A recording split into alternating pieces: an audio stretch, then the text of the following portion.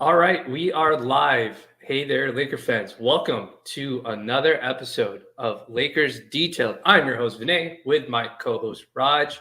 Raj, we just watched Luka Doncic, Kyrie Irving, and the Dallas Mavericks deliver a beatdown to Minnesota in Minnesota Mm-hmm. in epic fashion, similar to kind of what he did to the Suns. And it looks like we've got our finals matchup for the NBA Finals this year. It's going to be the Dallas Mavericks against the Boston Celtics. And if you are a true Laker fan, one that lives and breathes the purple and gold, our motto right now is anybody but Boston. Anyone but Boston. So I don't really have, me personally, I don't really have any like personal beefs with anybody. Like Luka's a great Sure. player. Kyrie's a great player. I mean, I don't care for Mark Cuban. Like they've got really good role players too. So I hope they beat them. And I hope it's a sweep, or it's not going to be a sweep. They're Boston's a good team, but um, Boston can't get to 18 before us, and that's where I'm at. How are you doing? I, I'm doing well. No Laker games on, so a lot of just been putting my mind into fitness and health, and it's crazy. But momentum is like a funny thing. Like once you get into the health thing, you're like the ball just starts rolling, where you just like that stuff just compounds. So, Mm-hmm. but I want to start with this because I think it's interesting. When I was growing up, obviously I was a Kobe fan, and so obviously the Lakers don't have any. You just mentioned it, right? You have no animosity against for the Dallas Mavericks. Mm. But Luka's still an opponent, right? So it's very easy to just look at that through a lens of what was, how that affects the Lakers. And like I Mm. told myself, like the next great player I would try to, enjoy it. Like obviously LeBron had his prime, but I saw a lot of his prime through the lens of he can't get one, or like I hope he never wins a ring, or but before he Yeah, turned to Laker. And narrative for a obviously long time. Yeah. don't want him to catch Kobe. Like Kobe and LeBron had those best player in the world arguments Mm. back and forth in the 09-010. Luka Doncic is incredible, an Mm. absolute generational talent, 6 first team All NBAs in his 7th year or 6th year, whatever it was, walked in the league and dominated. And this just feels like Vinay, a player ascending to his rightful place as one of the greats. Like I think that's what I get from this series. That's what I get from this playoff run. Luka's just a monster. He does it again on the road, and puts away the Timberwolves. So it's incredible to watch. It's kind of tough. I look at Dallas's road to the finals as well, Vinay, and I look at it as, you know, a Clipper, like a Kawhi-less Clipper team, an OKC team that was probably not ready, right? I think Shea was ready, and Yeah. me and you are big fans of Shea Gilgeous Yeah. Alexander. Shea was huge, and I think Shea kind of also showed that, hey, none of this was fake. Like you talked about my foul shooting all year, and I Yeah. still average 30. I still score 30 in every game. I still made every big shot. So I think he kind of put himself in that upper tier as well.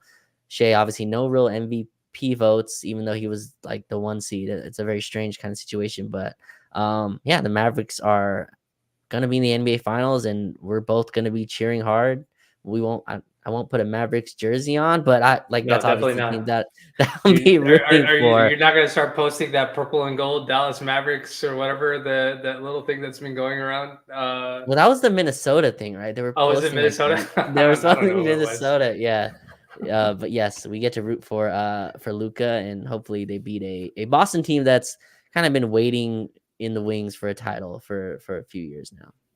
Yeah, yeah, yeah. I think Boston looks like a really good team. I also would not be shocked if Boston kind of bulldozes Dallas too to some degree.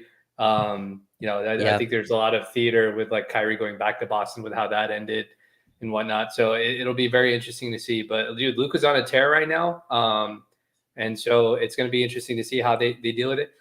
You know what? I think it's going to be an entertaining series at least because both teams kind of play stylistically the same kind of basketball. I don't think Boston pick and rolls as much as Dallas probably likes to do.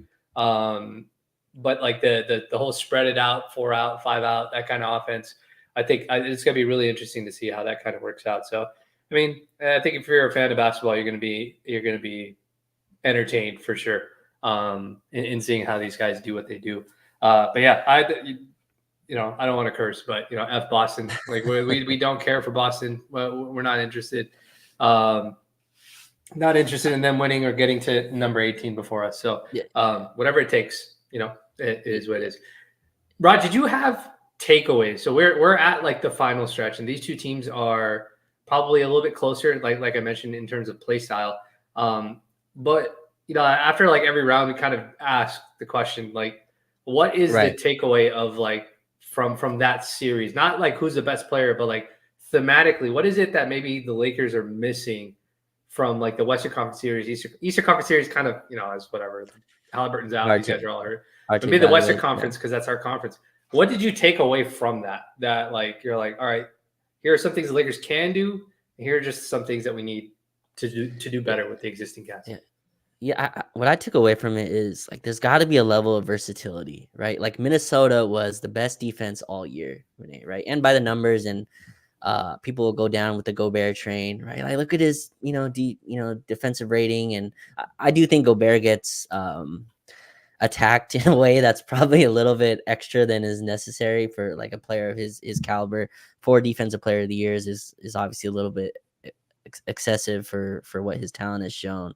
But I think it shows there needs to be some versatility, right? You had the best defense all year, and you play the one team that you can't draw back against. You just cannot draw back against Luka Doncic. He will cook you, and it was to the point this game, Vinay, where they were blitzing him at half court.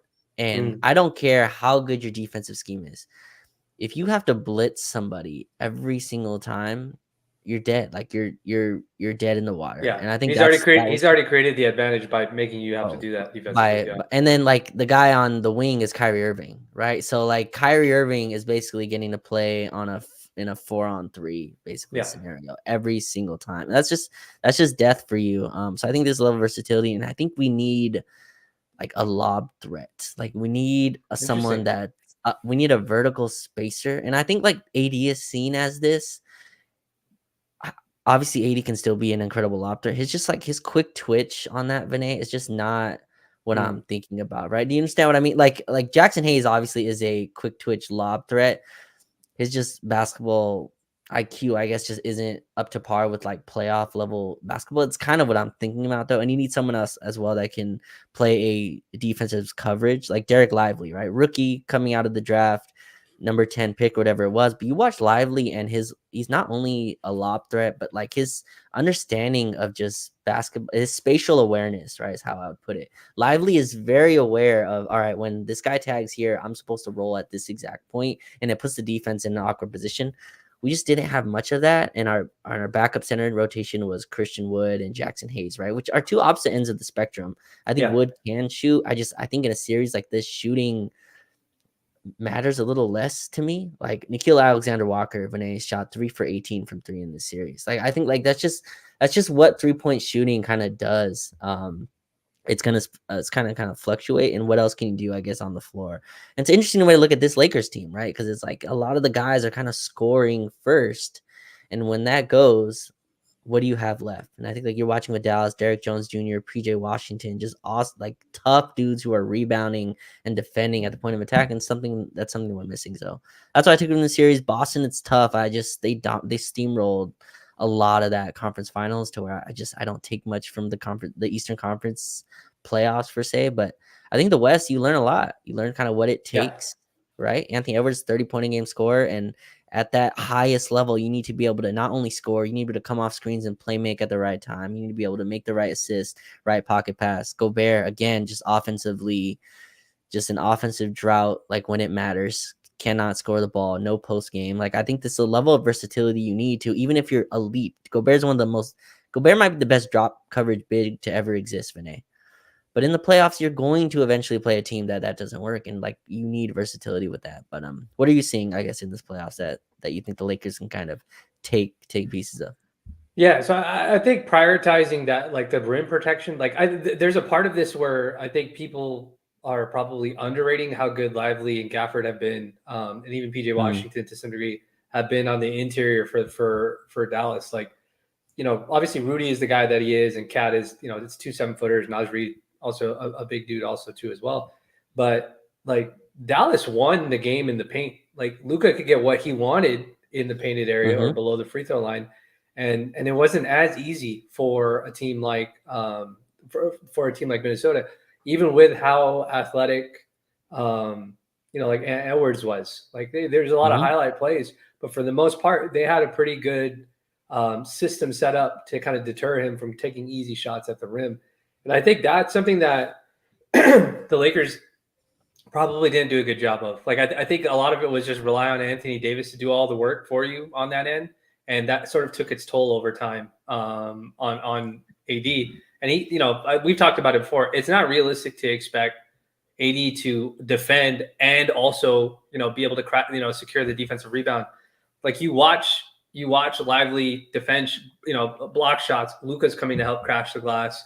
Other guys, Josh Green, Derek Jones Jr., all these guys that aren't necessarily scorers or non. You could put them. They shot better. Like Derek Jones Jr. has had like a really really nice playoff run so far. But Incredible. like you could they're not shooters in that sense. They're non-shooters, and you're playing non-shooters in the sense of Lively and Gafford. But those guys are all crashing the glass. They're all rotating. They're all playing defense in some form, taking charges, whatever it is, in some form. And I don't think the Lakers had that. Like I don't think the Lakers got that. I don't. The injuries played a part of it. Not having Vando is a core part of that. Not even having Christian Wood available, core part of that. So I think that's definitely something that they can look at and say, can we get those kind of guys? Can we bring in guys that Raj because this is in my mind, I just want to say it right now. All season long, everybody has Mhm. complained about the coach. Everybody has. Everybody Sure. has complained that the coach is not running plays, whatever gripe you have, it is what it is. The Mavs decided that what they were going to do is give their two best offensive players the ball every single possession when it mattered and for majority of the game. And it's not like Luka's running there's no exotic nothing being run. It's just pick and roll, crash to the rim hard. Trust your star player to either make the right decision or to score the basket. And I agree that role players have to be better. You have to knock down shots, XYZ, all that sort of stuff. But at the same time, I think sometimes people are overthinking what's actually happening on the floor. And Dallas won because their two best players were way better than the two best players that Minnesota had. And you saw that in the fourth quarters of that series. Yeah. I think one difference though, like you mentioned it, right? You said they won the battle in the paint, right? They won the battle with Derek Lively and Daniel Gafford. I think that what opens that up, just like in a tactical basketball sense, is that Luka and Kyrie have to be defended as off the bounds pull up jump shooters, right? Mm-hmm. That completely changes the geometry of the floor. Like if you have to defend Luka and Kyrie at the level of the screen every single time, and when those guys come off, they put you in a pick your poison every single time, right? There is no one, especially with Derek Jones Jr. shooting, but he shot like 44% from three this playoff run. PJ Washington as well, shooting like I don't think PJ Washington shot as well in this series. In the last two series, he shot incredible from the corner, and I feel like he hit every corner three as well. And also, Luka might be just the best, one of the best on ball like playmakers to ever exist, just in terms of his understanding He's of great. He's of phenomenal. Yeah. and in terms of like you can just give him the ball and say run our offense 100% of the time, and you're gonna get a Yeah. good shot 99% of the time, right? And like Anthony Edwards, you see the gap between him and Edwards in that category, right? Ant is a special tier player.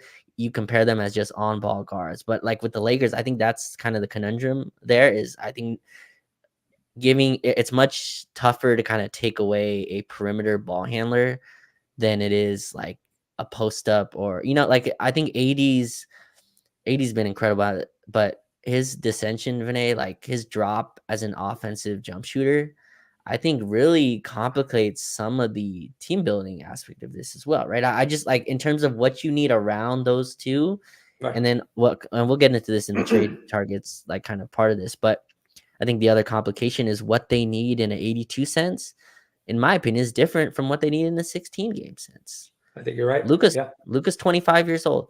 So like I know the defensive stuff with him, and Lucas started trying in the playoffs and defensively. I get that. Luka's a walking top whatever offense by himself. So was LeBron at 25 years old, by the way. I'm just saying LeBron's 40 though next year. It's a completely different calculation that the Lakers had to go through. That Dallas can just be like, Yeah, here Luca, the whole team's not playing well, on the road somewhere in March. Just here's the ball for 50 possession, go win the game. It's tougher for the Lakers to kind of field that. And I just think their ability to hit jump shots off the dribble really changed it. And I think you look at our title year, Vinay, like LeBron was incredible, but AD being able to hit mid-range jump shots, big reason why we won the title. Huge reason. Yeah. AD being a jump Yeah. shooter. And I think that drop changes the team building with it. So So but yeah, so I think that's a fair assessment. I think there's a part of this. I don't think I think if you ask different sections of Laker fans, you'd have different answers to the question, like mhm, about this question, like what is it that the Lakers can take away from it? And I mhm. think when I try to look at it in both ways, like I think it's fair to say that our stars have not played. I posed the question online, like the closest thing I thought that or I posted the tweet, which got the responses that you knew that they would get, is that the closest that we got to like a really dominant performance in the series against Denver was like that game 2 where AD was just going crazy and he couldn't miss. And then we lost the game in the second half. I think Jamal hit a game winner on us. He hit it on AD at the end of that, but that was probably the closest thing that we got to a really, really dominating performance, where our guy, like a guy in the Lakers jersey, was the best player on the floor for that game. And I could argue, even at the end of that game, he was probably still the best player on the floor. We just didn't knock down shots at the end of it. Like, there's a part of this. I think if you ask fans around, there are some people, and it's an ongoing conversation right now on Lakers Twitter, that the role players have to be better, right? I think Bron Mhm. has said that the role players have to be. There was a clip going around saying where Bron was saying like, you have to have MVPs, role players that are MVPs in their roles, and like I agree with him. Like I think every team wants that. I don't think there's anything wrong with that. Those guys are just really, really hard to get. Like those guys come at a premium. Like, and sometimes you have to get lucky that one of those guys is on a rookie contract, so he's not blowing up your salary cap, or you can fit him in and stuff like that. Lively being a rookie works out really well. Gafford being on a really friendly deal works out really well. PJ Washington being on a pretty nominal deal works out really well. Like that, Dallas hit on those margins. And then, like the other thing, and we'll talk about that in a later segment, but Kyrie completely nuking his value as a basketball player and making it Oh possible yeah, so that Dallas could get him for like, or I think nothing. 2 first Yeah. round or 3 first round picks and a couple of nonsense players. Like we'll address that rumor in a second because I definitely want to talk about that. But some things have to fall into place. But there's steps along the way that we have to get there. Dallas also had Jalen Brunson on the team, and they couldn't figure out how to make Jalen Brunson and Luka work. Jalen Brunson's a Mhm. star over in New York. They had Kristaps Porzingis when Luka was originally there. That didn't work. Kristaps goes somewhere else. It is what it is. So it's not as if Dallas hasn't taken their lumps in the process. They know Sure. that Luka is the guy. He's a top player. But they've also had issues with role players, right? Like Tim Hardaway has been injured. They had the Grant Williams experience that didn't work out well for them. Dwight Powell was a guy that they thought was like, oh, this is going to be our center. That's going to, he's going to work with us and blah, blah, blah. They've had to shuffle through role players too as well. They've had to shuffle the deck until they finally found something that hit. Same thing with the coaching staff. Like with Rick Carlisle, he's been there for a while. The reason why I'm saying all this different stuff is because I think, like when you look at it, like from you zoom out, there's so many moving pieces that to win a championship or even get to the NBA Finals, a lot of things kind of have to fall into place. Oh And yeah. if you ask different sections of the fan base, I think one section of the fan base say, "Oh, you fix the coach, you fix the issue." I think another section of the fan base says, "Oh, you fix the role players, you fix the issue." Some Mhm. would say it's both. But then there's also a part of this where I think that like our stars have to be better than what they are. Like to your point, AD's got to find a way to knock down some jump shots. You know what I mean? Like Bron and AD have to figure out what that balance is. Dallas is because they have Jason Kidd. They figured out, look, when Luka's on the floor, we're giving Luka the ball all the time. Like he's going to get it. Yep. But when Luka's off the floor, we're giving it to Kyrie and letting him do the things that he likes to do. Letting him go out in transition, take whatever three he wants, attack early in the offense when he wants, and we're going to put 4 guys around him that are going to basically, do all the dirty work and stuff like that. They have a game plan behind it, and that involves coaching. That involves players being locked in, our star players being locked into the role players being locked in. So it's a lot to go with, but I think Dallas is a nice example of a team that's they've taken a lot of lumps along the way to get to this point. And sometimes it's luck. Sometimes it just you have to take the lumps. And I don't think the Lakers are too far away, but I think we have to Sure. look at it in all aspects. I don't think it's just one thing that we can look at and just be like, take care of that and then you're good to go. Does that sound fair? Is that a fair way to look No, at it? that's 100% fair. And if you look at Dallas also, how many people wanted Jason Kidd fired? I mean, like Yeah. the last few years, they were begging for like fire Jason Kidd, Mark Cuban, worst owner in sports. He's only keeping Jason Kidd because he won a championship in Dallas, right? Like it was Yeah. all this stuff coming out. And now it's coming out that Jason Kidd is a good coach. Yeah. When Is you're he a winning, good coach now? Did that change for a year, right? Like, and that's a tough part. And I think there's a level of consistency you need, Vinay. And I'm not saying Lakers can't win next year with a rookie head coach. It's been done before, and obviously, like we both think it's going to be a rookie head coach. But like Dallas has a level of consistency too, right? Like you just spoke about some of the players, but Tim Hardaway Jr. is still on that team. Maxi Kleber is still on that team, right? Like there's some semblance of things they built towards, right? They don't just yeah. they haven't just been flipping as frustrating that as that's been for Mavs fans. But I'd argue like Dwight Powell's been there for a little while, right? And I think Yeah. there's just a little bit of this like continuity that even if it's not much, there's a level of it of a level of consistency of winning that to me just permeates through your organization that like, okay, we got to this step, we got to this step, we got to this step. If you keep flushing everything out every year, it's tough to know what works, right? True. Did someone have a bad series? You make this point all the time in terms of the 2021 run, right? Kyle Kuzma shot terribly. KCP did not want to shoot in that Sun series. Yeah. Does that mean those were bad players? Or did they have a bad series?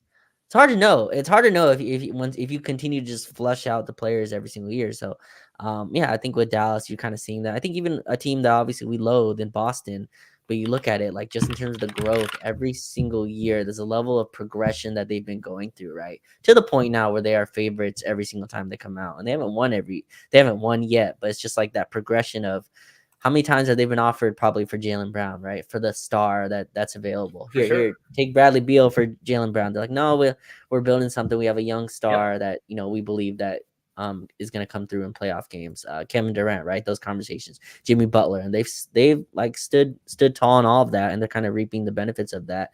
When you have a player that you continue to re-sign on your own deal. So like the Lakers will never get to that as well. And like the point with the stars have to be better. I think that's a interesting way to kind of because I think the easiest way is to look all around that because the stars aren't changing, right, Vinay? So like the stars are not going to change this summer, no matter what Yeah. happens.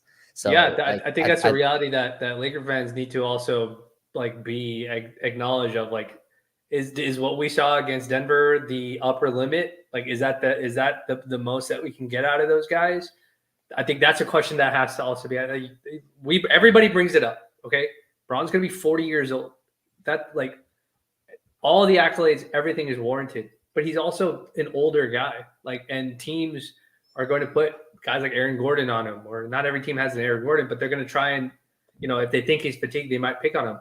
Same thing with AD. Like, if they think he can't run around, they're going to try and pick on him. Like, is there a level to be unlocked with these guys that we haven't unlocked yet? Because depending on how you answer that question as a fan of the Lakers, is how you have to build your team out. Like you have to take into consideration what they can't do and what it looks like when they're doing the best that they can, and what gaps we still need. yeah. Can we start here? Let's start here, Renee, because I think Yeah, this is an important kind of progression towards what we're going to go to. Because I think this is being forgotten because we played Denver. There's a road where you play OKC first round, right? And then you play whatever team in the second round.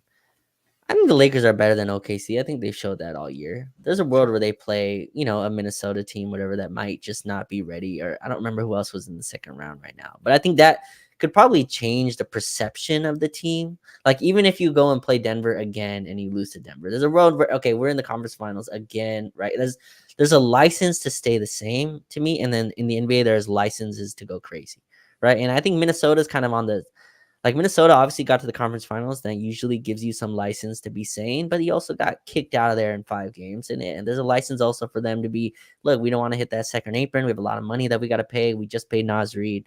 But let's start here. What do you make of the run to end this season for the Lakers? Like once they started Rui Hachimura, January, February, whatever it was, they go on like a 21-8 run to close the season. How do you parse that in terms of what's happened? Like, what is that anything for you? Is that something you throw out? Because I think that's the way that this should be looked into going into the summer. If you just take the Denver series, I think it's tough to kind of evaluate everything, because then you're just going to throw everything over the Titanic ship. What do you make of that to close? Do you take anything, I guess, from the close of the season? Rui Hachimura starts, Lakers go 21-8, whatever it is. The opponents you can kind of quibble with, but obviously the team looked more just together, and it looked like it put everyone in kind of the right pieces. Obviously Vando was still out, Gabe Vincent still was out, but I guess, do you make anything from that run to close the year? I think there is a formula. I think there's a foundation for the Lakers to build on. But I think the Lakers Okay. as a franchise have to look at their two star players and really acknowledge what it is that they need to put around them. Because we've now had two seasons of examples. Throw out the Russ seasons, because it was just an abomination the entire time. But you have the season where you win the championship and you play a specific too big style of basketball, and then you have this spaced out offense, which Darvin Ham gets 80 to commit to play the 5 for the entire season. We now have 2 seasons of examples of 2 different styles of basketball and what it does for us. Let's just throw out the playoff stuff. Like, I don't care that we lost to Denver in the Western Conference Finals. I don't care about the loss this season, right? Okay. But just think about the 2 styles of basketball as it relates to our 2 stars and what works for our 2 stars. I think the Lakers have to look at that specific thing and then figure out what it is that our stars can't do now. Okay. We know that AD, if he's asked to, can play the 5 the entire season. But we also know that it's not realistic to expect AD to play Defensive Player of the Year caliber basketball and also be able to crash the glass. Like he was averaging like 12, 13, 14, 15 rebounds a game at some point. But it's not realistic to expect him to do that against the best teams, because the best teams will send multiple guys to crash the glass in all earnest. Lakers offense, the rebounding got a little bit better, but there was an issue with the spacing, putting Rui in the corner, having Bron at the top of the wing, that sort of thing. That's a real limitation. Not that AD can't do it for a single game or he can't do it for a single quarter. We've certainly seen him dominate games on the defensive end and win a game on that end in that capacity. But that's something that the Lakers have to look at. They have to go, look, we can't expect him to do this, because there's a real trade-off when we do that. And then the other thing is, they have to look at Bron and know exactly like not how they want to. You can't tell Bron how you're going to use him. Like, he's going to do what he does. But they have to understand that, like, there's modes where Bron's going to be like, give me the ball, let me do what I do. Same way that we saw Luka do it. Same way that we see Anthony Edwards do it at times.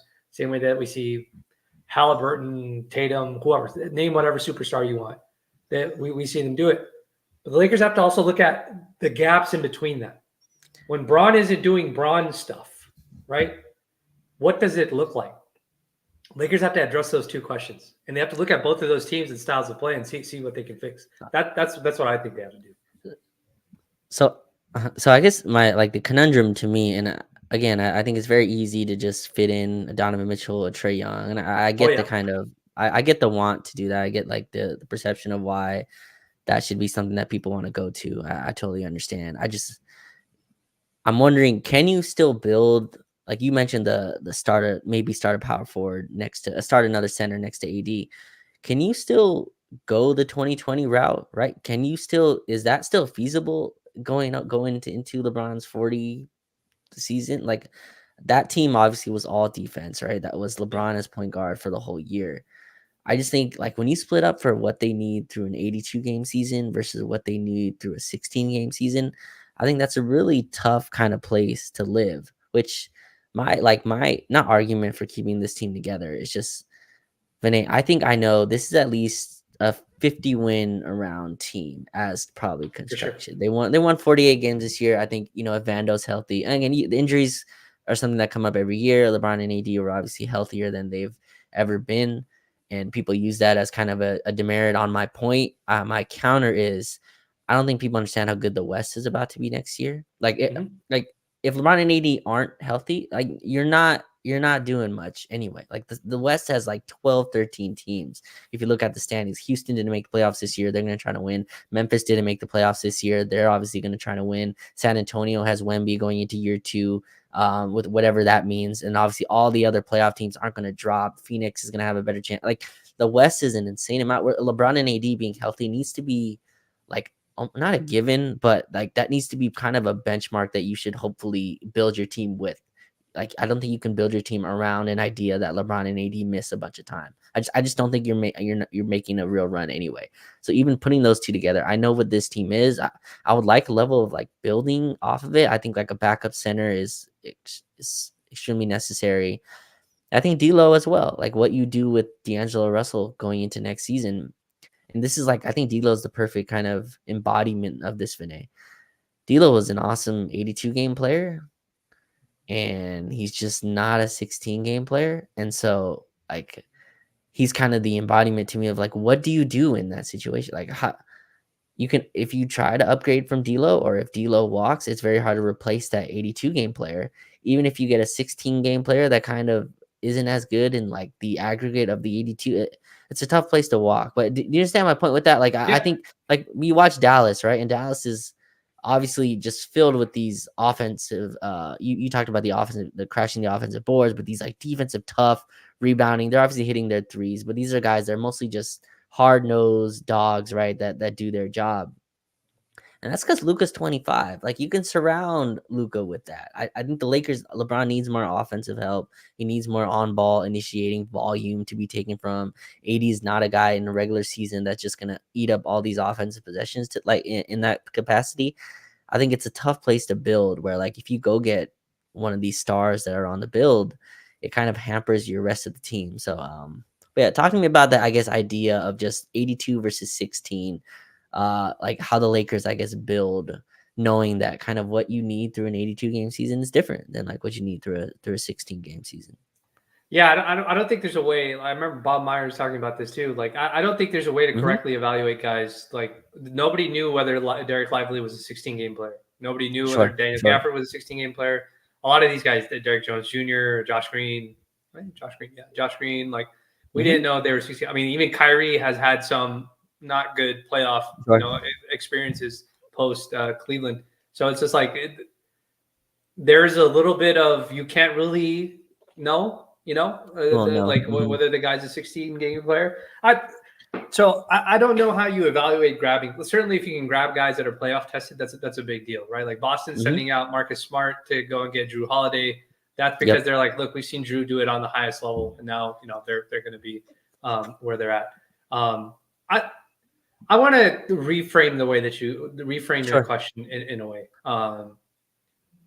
This 82 player versus 16 game player thing is unique to the Lakers, I think, because I think Bronzo, and I Mm-hmm. think he's Mm-hmm. and I think you kind of need a little bit more support because you can't expect him at his age to do what he did when he was at 25. I think that's entirely fair.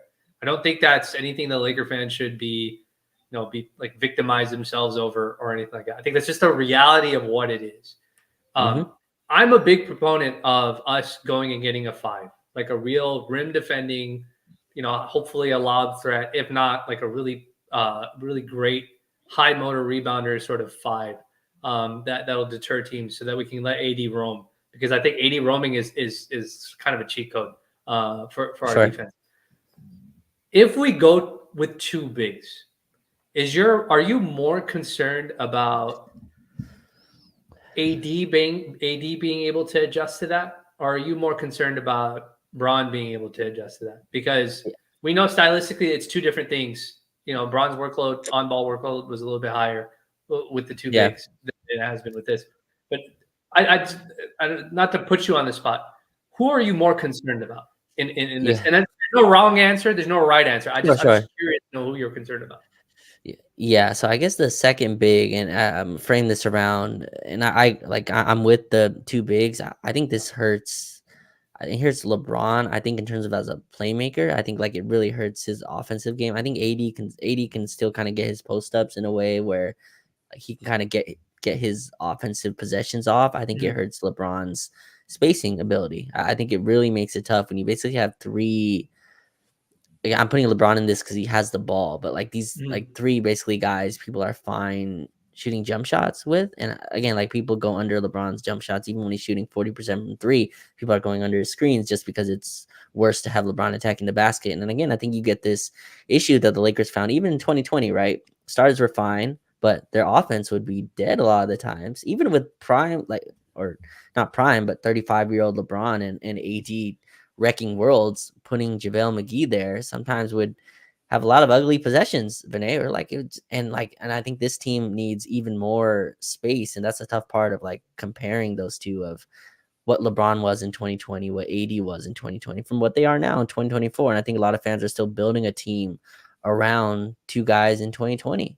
When it's like, when is 2024? But yeah, I think it hurts LeBron's ability to kind of be at the top of the key. And I think LeBron's more a four now than a three. You know what? Like, so I No, think it no, just yeah, I'm following your train of thought. I yeah, agree and with it you. like More, mucks up a lot of like what the team is. But yeah, I'd go. I think it hurts LeBron a little bit more. What do you think? yeah, I think that's the bigger concern. Like when I every time I post like about getting bigger and playing with the real center, usually the response back to me is, well, the spacing's going to be bad, or what is. Uh, but we have an example of what it looks like when we do have a spaced out offense against one of the best teams in the Western Conference, the defending champs in Denver, and there's a trade off, in my opinion, Mhm, for when you space stuff out. When you space it out, maybe it's because of the role players. The Lakers had, Vando wasn't available, but their option would have been Vando, who's a non-shooting threat, or Rui, mhm, who's not really a rebounding type of guy, physical rebounding mhm, type of guy. He was asked to do that, and I think he filled that role to the best of whatever his ability was. But we lost game 3 because we gave Aaron Gordon like 30 points off of putbacks and back cuts. You know what I mean? Like this stuff that should never happen in a playoff game. But like, I think there's a trade-off there. I think that's what I'm trying to get at is there's an issue here that if you mhm, want to play a certain brand of basketball, which is 4 out, 80 is the only guy in, you're now expecting 80 to do a lot of work on the defensive end and rebounding end. In games against teams like maybe Sacramento, who plays really fast, has a big who likes to get run down the floor as fast as possible. You're putting 80 in a really tough spot to have to be able to defend the rim and get back as quickly as possible, or to shoot at the rim and then get back as quickly as possible to protect the rim. That's something that's hard to do. We know the league is getting younger, it's getting faster, more threes are getting thrown up, more teams are trying to play in transition. So I think that's stylistically, that's one thing. I think the Lakers are not good at that. This season's Lakers, even with the Rui optimized, we were not good at that. We would give up way too many offensive rebounds off of long sure. shots and stuff like that. And for me, I think Braun is one of the highest IQ players in the league. And I would rather him have to figure out how to make the Mm, offense work, because I sure, trust that he'll figure it out, even if it looks ugly. If we have, stretches where it looks ugly in the regular, that's what the regular season is for. Just like try and figure it out in the regular season so that we're ready to. But I think the defensive baseline, if the defensive mhm, floor of this team is a top 5 defensive team because we're playing another big next to AD, I think that's an actual foundation you can build on. Like it's hard to adjust your defense enough to make it good enough to win a championship. You know what I mean? Like a lot sure. of times it's either drop coverage or you're pre-rotating or you're Mhm, jumping, switching up matchups, pre-switching and all that other sort of stuff. I think that stuff only lasts so long. Um, I think the real meat of it is you have a very solid defensive floor, which is we're not allowing shots in the rim, and if you are going to take shots in the rim, they're going to be contested like crazy. And then the offense, you kind of figure it out in the 82 games. So when the reason I took it in this direction is when we do the entire conversation about what do we mhm, get 82 guys and we get 16 guys. I think it's a very fair conversation about who's going to carry the load and stuff like that in the 82 game season and accommodating for Braun. But at the same time, we have to think about what actually wins in that 16 game season. And I don't think it can work both ways. I think the Lakers have to choose one way. This is going to kind of lead into this Donovan Mitchell, that sort of thing, because I think you brought up right. really nicely. Luka and Kyrie can shoot pull up jumpers all day. Lakers don't really Right. have a guy that can do. I mean, D'Lo can do that, hit or miss sometimes. Austin can do that, hit or miss sometimes. And you've seen how LeBron's getting defended in the playoffs. R- for Is sure. And are you okay with that? I guess that's my next question. Are you okay with having that defensive floor? so I am, and again, this goes back to me the issue of this team, right? And I'm Mm, with everybody, and I'm with you on this. I honestly think, Vinay, that LeBron and AD need more defensive help than offensive help at this stage of their careers. Like I think they should lean into that. The problem is to win 82 games in the regular season, you need an offense that's sustainable enough, and that offense that you just built, and we just built by playing big, it's going to rely a lot on LeBron handling the basketball and being the on-ball, creator in that lineup. And I just think at 40 years old, that's a lot to ask. It's mm, just a lot. And like the sad part about this like through line to me, I'm just thinking is if D'Lo's like 18 a game transferred to the playoffs, a lot of these problems probably I get agree. mitigated, right? Yeah. Like if D'Lo was what he was through last season, like up to and if he played up to that par in the conference finals, maybe you don't beat Denver, you probably don't Mm, get swept out, right? There's a world where if D'Lo can kind of punish his matchups, because D'Lo is the off the bounce the shooter. He's the off the bounce shooter. He's the one that's supposed to bend the defense in that way, right? Like LeBron obviously bends the defense in every which way, but just in terms of that skill set, that's what he was supposed to do. That's what Austin's supposed to be. Austin at a little, lesser level in terms of the yeah. pull up 3-point jump shooting, but like that's what D'Lo's in the league for. He's not in the league for defense, for rebounding, for toughness. In the league because he hits pull up jump shooting shots. That went away in the playoffs. So I'm with you. I'm fine with this build. It's just I think again, it's the offensive wear and tear on both LeBron and AD through an 82 game grind, which I have concerns about. But I think again, you can't build a perfect team, and you Yeah. can't build a perfect roster. So this is the route I would go to. But Vinay, does that mean a lot of players on this current team would kind of have to be traded or shown out in terms of if this just defensive only type build, or are you kind of building with this and just bringing in, I guess, a center to play in between, to play next to LeBron and AD, again, pushing LeBron up a spot to the three. He'd have to chase wings around, or maybe Vando starts and you just go all big. But yeah, so I've seen that comment. Bron can't guard threes. That's a little less of a concern to me. I think Yeah. there's a I'm way not. for LeBron to kind of. Yeah. I'm not as concerned about him guarding threes. I think him chasing around shooters, like I think that's a little Yeah. different. But I think there's a level of threes that he can definitely just conserve energy against, rather than him having the low man responsibilities, which I think is a lot more troubling during a regular season.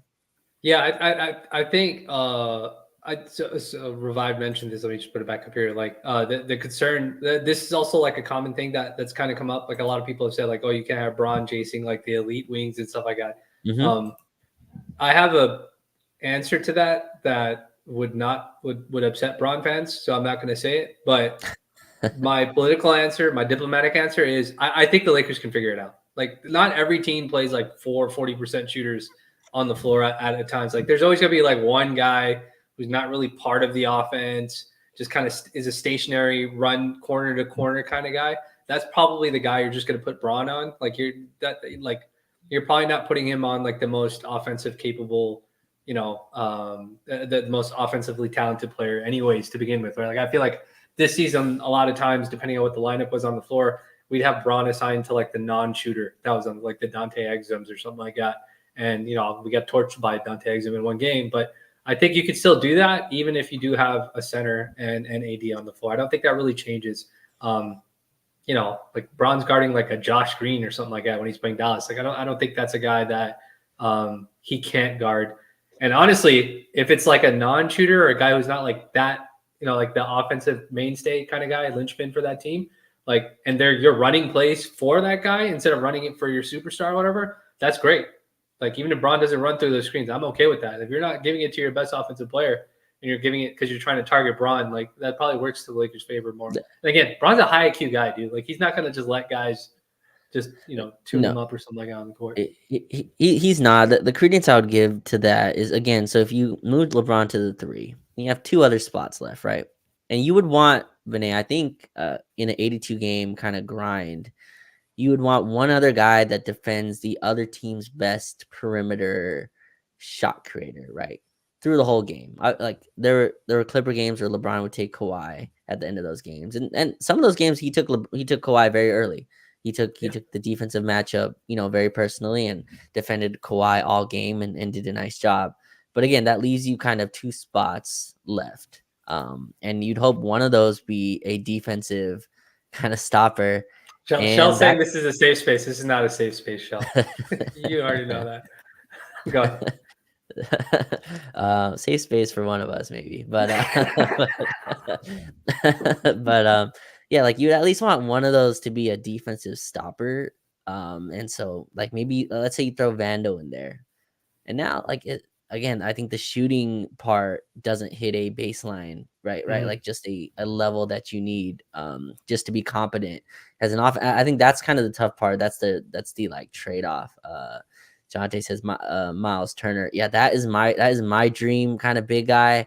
Yeah. I just think the Pacers made the conference final, so it's a again, Yeah. maybe they got swept, so maybe they think of it in terms of you can save money. I would go after Miles Turner, but yeah, I think like that's the only credence I would give to that. Vinay is like you would want one guy just in the 82 game grind, right? Of you want that guy to guard the other team's perimeter wing shot creator, and that guy might have to be LeBron if unless you throw a Bando in there, whoever, because the last guard spot is probably going to be a guard that you don't want having that responsibility. But are you with me on that? Yeah. So this is a good segue because I was going to start talking about just kind of the whole Yeah. idea behind what the trade targets are and what makes sense, what doesn't make sense. And one of my Yeah. things has been like one of my like the things that I've thought about is if you play with two really sound defensive big men on the floor, and let's say Braun does have to get moved to the three, like okay, maybe he does have to every now and then have to check an elite wing or something like that. But Mm-hmm. if you're going to make a trade to, which is what the Lakers are being rumored to do, targeting different, which I think needs to be discussed. Um, you're getting guys. You're probably going to be moving D'Lo if he doesn't opt out straight up, and you're probably opening up a starting slot for a more defensive oriented player, like a 3-and-D type player to begin with. If it's Max, if it's somebody you trade for, if somebody you sign in the Sure. offseason, whatever it is. And so if that player ends up being a guy who can sort of check wings in the same capacity that KCP did for us, like KCP against Kawhi was a huge mistake because Kawhi would just abuse him because he was much stronger than KCP. But we've also seen a guy like KCP, not saying that he's the guy, but if you can find a guy like that, it's a guy that can, in the 82 game sense of the season, can check a wing, right? When I say check a wing, I mean slow them down. I'm not saying shut them down. Just somebody to slow them down, tag them, chase them around screens, make them have to work a little bit more than they usually. The Alex Caruso type of guy, Mm-hmm. right? Um, I think if you go in that direction, and you make a trade to get a more offensively sound star, let's say, Okay. or not star, or an offensively sound player. Let's say you go and get DeJounte Murray, and you have to shuffle some guys around. Some guys go out in the trade, some guys don't, whatever it is. And you get a guy like DeJounte Murray. Now, if you have DeJounte Murray, LeBron, AD, a real rim protecting five, now that second guy probably doesn't necessarily need to be like it's just a guy who's there to shoot the open threes. Like one of the things I think Laker fans have lost some context into is even though we shot, everybody's always complained about the Lakers not being able to knock down threes. We shot really well from three this season. But if you go look at the volume of threes that we took as a team, we're one of the lowest volume 3-point shooting teams in the league. We shoot threes as a result as a response to teams trying to stop AD and LeBron at the rim. We don't Yeah. run an offense that's designed to shoot as many threes as possible. And I think there's a part of this where we get it mixed up. We think to ourselves, oh, we've got to put spacing or shooting on the floor, which we do to some degree, but we're not looking for those guys as the first option. We're looking to those guys as escape valves or whatever, whatever the term is that people like to use. So my thing Mm-hmm. is you get bigger. Okay, Braun may have to check wings every now and then. It might be annoying for him to do. But you've got two big, just funnel them into them. Like you'll have two guys protecting the rim, so half the court's already removed, one level of the court's removed. Maybe you can squeeze a more defensive order. Maybe it's Vando. Vando Yeah. can't really shoot, but can you get somebody who's a more 3-and-D oriented guy in that KCP mold, I think that becomes easier for the Lakers if you go in that direction. And I think you can, if you're going to, I think the two big thing. This is my whole grand thing, Raj. This is my rant. If you go with two bigs, I can see the front office justifying a trade to get a guy like Donovan Mitchell. Not Donovan Mitchell, because that there's a salary cap issue with that. But a guy like DeJounte Murray, a more volume scoring guard who's maybe a little more expensive than D'Lo, but a little bit more reliable than D'Lo in the 16 game sense too as well. Sure. I think you can do that and then squeeze in the 3-and-D guy. I think that is the way to go. That's the thing that I'm pushing. Well, what do you think about that? Hopefully that answers some of your questions. Yeah, for sure. I can see them going that route. And it's kind of like, do you want to be a jack of all trades, or do you kind of just want to be incredible at this one thing, right? And I think defensively, if you go the two big route, there's a route to being special defensively, right? Yeah. Like I think that there's a way, and again, the Miles Turner is kind of the dream with that. But I think there's probably other bigs around the league that you can probably canvas and see can kind of fit that range. And I think Revive was kind of saying you don't want to pay that guy 15 to 20 million. It makes sense. The Lakers have a finite amount of resources they can kind of give with that. So like we'll see what kind of player they go and reach. Maybe a Clint Capella from Atlanta, or whatever it is, the type of player that you want to go get that can kind of be a big man. And we just saw it again, right, with Daniel Gafford in Washington kind of rotting away, and just this athletic center that they brought in and just showed all the tools to be like this defensive kind of monster when they brought him in. I could see that. I could see them going that route. I think like AD bulked up to be a center, but I do think like you listen to him talk and he says like, yeah, I would like a 4, I would like a 5 to play next to me. I could see that. And then look, I think DeJounte Murray could be a good fit, and we'll see what JJ Redick or the next coach like wants to do in that scenario. Like we'll see if JJ's or whoever it is, Freudian whoever slip, is, sure. whoever he wants to, if he wants to go the two big route, we'll see with that. But let's get into the trade targets. What players that popped up. Let's get into the trade talk. Okay, so there's 4 players that have been named. Friend of the pod, Jovan, and we should get him on here at some point. Jovan has mentioned, I think, on his pod that or on his YouTube channel that Lakers are targeting four specific players, right? Donovan Mitchell, Darius Garland, both guys on the same team, which is funny. Trae Young, and then DeJounte Murray. Another 2 guys that are on the same team too as well. But the interesting part is that 2 of those players are rep by one agency, and the other 2 players are rep by the same agency. Donovan Mitchell and now Trae Young are both rep by CAA, which has implications. And Darius Garland and DeJounte Murray are rep by Clutch, obviously attached to Rich Paul. And also LeBron's agency. That is a very interesting situation because I think we should just cross certain guys off the list that I think are not realistic targets. Donovan Mitchell is going to ask for the full extension. It sounds like Dan Gilbert's going to give it to him, and he's not against doing that. Trae Young just switched to CAA. He's already paid. The reason why those guys are probably – I'd love to get them, but the problem is squeezing both those guys into a salary cap that already has 2 max tier players on it is very, very, very difficult to do. Lakers want to stay under the second apron. Every single team in the NBA wants to stay under the second apron. It's just what it is. It's fundamentally a hard cap, the way we think of it. So in my mind, I put those 2 guys away. I was big on Trae Young before. We've done pods where we've talked about Trae Young. I still love him as a basketball talent and a basketball player. But him switching agencies I don't think the Lakers are going to go after a CAA guy right now with AD and Bron there. The same goes to Donovan Mitchell. They can say that they're looking at Donovan Mitchell. They can say that they're looking at Trae Young. Me as a fan, just kind of knowing how things kind of have worked historically with this team, I'm not quite sure that they'll go after it. Now, I know you like them both. I know you like Donovan Mitchell probably the most out of this entire category because that guy's like a bona fide guy. I don't think there's any qualms about the fit. Like Donovan's a volume scoring guard. You can give him the ball for long stretches. Trae, same guy, probably a better playmaker than Donovan, but obviously not as good of a defender as Donovan. There's no issue with that. But I think the biggest concern, and I think Braun has echoed this too a little bit. It's very hard to do 3 stars. It's just the salary cap makes it really really difficult to do, and the only way Sure. that really ever works is if you get a third star who's like on his coming off of his rookie contract or is on his rookie contract, that sort of thing.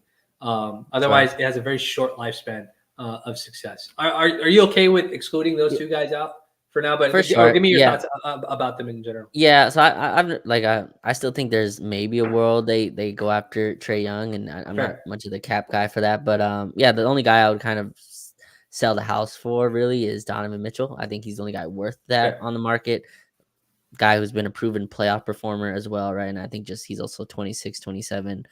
He's going to command the full max. I think there's also some financial reasoning for him to wait, right? He can get the 5 year, Yeah, more 260 or money. whatever next year. Yeah, if he waits one more season. So we'll see if he commits to that Cleveland situation, which is kind of rocky as well, right? Garland didn't play well. Jared Allen was out for the playoffs or whatever they want to do this summer. Mobley and Allen have this weird dichotomy of how they play. But yeah, I'm okay excluding them. I would only say that Mitchell's the guy I would sell the house for. And even then, you look at it, you better hope one of those dudes don't get hurt, because then your team is just absolutely in the gutter, right? It's kind of what Phoenix went through. Bradley Beal missed 40 games or whatever it is, and Bradley Beal to me never actually looked like Bradley Beal. Like I Yeah. think that like the Suns are kind of used as the referendum or the kind of caution tale of the 3-star build. Now, kind of my pushback on that is like, well, Bradley Beal wasn't really Bradley Beal. That was not Washington Beal that they got. They got, I don't know what, he played okay to close the season, but 40 games for them never really looked like himself to me. So I think that was a lot of part of it. But no, I'm with that. But let's go with the other names. Donovan Mitchell's the like dream, kind of like Ty Lue, who just For extended sure. with the Clippers, right? Ty Yeah. Lue was the kind of guy we were kind of arm reaching for, was kind of just a little bit out of our hands reach, and the Clippers moved him all the way off the table with their extension. And I'm sure Mitchell will kind of get removed here soon, but Yeah. the one guy I would go after. So, so I'm with you.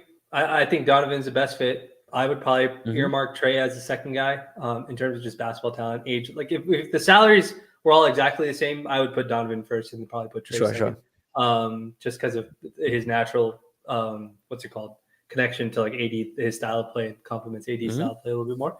Um, so then we moved down a tier. So Darius Garland became a name because a report came out after Cleveland lost. The Athletic doing a wonderful job with their hit pieces in the playoffs this season. They said that there's an issue with the coach, and apparently Rich Paul or Clutch would seek to have a conversation with Cleveland management if Donovan Mitchell was extended, which was really weird that it came out when it came out, but it is what it is. And then the very next day or within that same week, I want to say we get some news that comes out that teams would prefer Darius Garland over Trey Young, which I don't think is actually true. I think the agencies are doing their job in positioning their Mm-hmm. clients for different things. And then obviously DeJounte Murray was somebody that the Lakers had targeted before. I think Eric Pincus, again, friend of the pod, Mm-hmm. had mentioned that there was a 3-way trade. I think we kind of talked about that 3-way trade. I want to say around the trade deadline. I want to say that we discussed in hypothetical scenario what that trade Sure. would look like. But it's nice that we got some confirmation as to there actually being a conversation there. Between those two guys, okay, Darius is about $10 million more. Doesn't it's obviously easier to squeeze in than Trey and Donovan would be. And DeJounte is $10 million less than that. So I think a Yeah. $35 million player and a $25 million player. Um, I don't. Let's say the assets are going to be the same. Cleveland's going to ask you for the same amount of. Let's say they're going to ask you for like 2 picks and like whatever salary filler, whatever it's going to be, that sort of thing. Where are you with those two guys? Yeah. It's crazy because a year ago, I'd probably say Garland and be pretty clear with that. Garland was incredible. He was averaging like 22 and 10, had a terrible playoffs, but most people attributed that to that of like his first playoffs.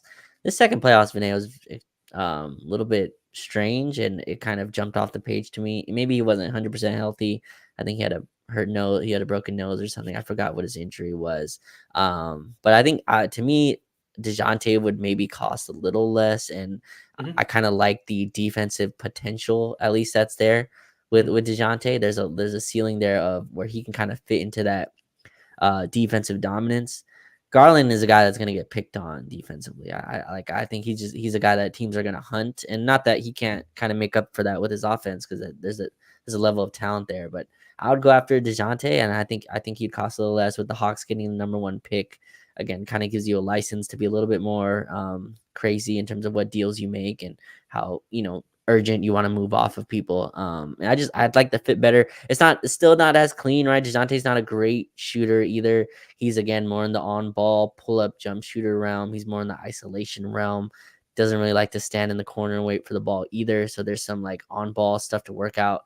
But I think like he's him just being long and athletic and having that, I think he made all defensive first team on the Spurs maybe 4 years ago. So you have to kind of uh rechannel that in him. But I'd go with DeJounte. I'd like his fit a little bit better. I always thought giving up Austin for him was a little much, at least at the deadline last year. But we'll see what the deal comes. But where are you at with those two? I'd lean DeJounte in those two.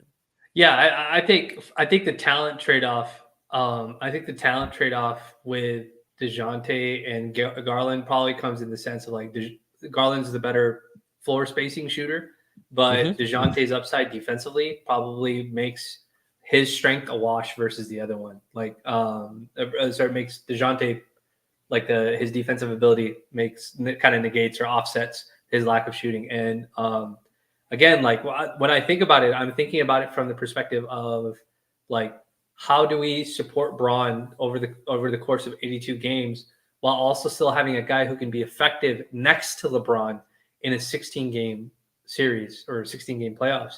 And I think DeJounte fits better in that mold. I think DeJounte can fit with, I think both Garland and DeJounte both fit with AD. Natural point guards set up the ball. DeJounte has a little bit of two guard in him where, he'll do the isolation stuff. He has a really good first step. Doesn't settle for jumpers all the time. We'll use the floater. We'll use the mid-range pull-up, that sort of thing. We'll try to get to the rim. Better finisher than what, like what you wanted out of Russ, but we couldn't get the finishing from Russ during the season there. So, like, I think that complements better. Him being $10 million cheaper is also like that's a home run, because that's something that you